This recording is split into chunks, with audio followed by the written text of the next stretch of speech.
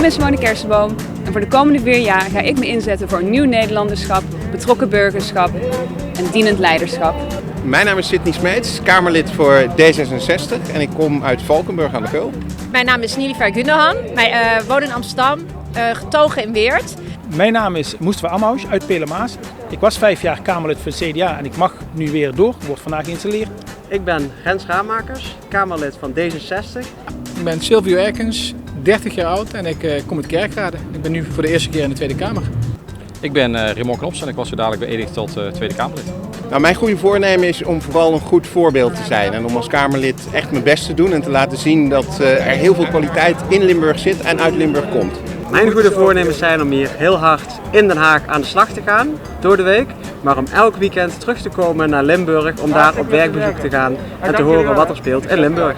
Nou, eigenlijk hetzelfde als dat ik de afgelopen jaren gedaan heb. Namelijk elke dag, niet alleen voor Nederland, maar juist ook voor die regio opkomen. Voor de mensen die daar wonen.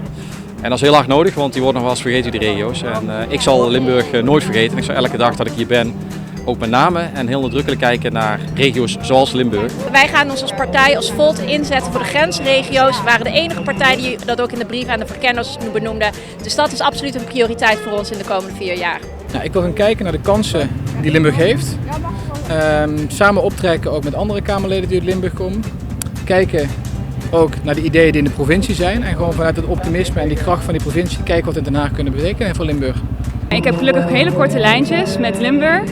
En vanuit daar kun je ook invulling geven aan die stip aan de horizon met Limburgse thema's.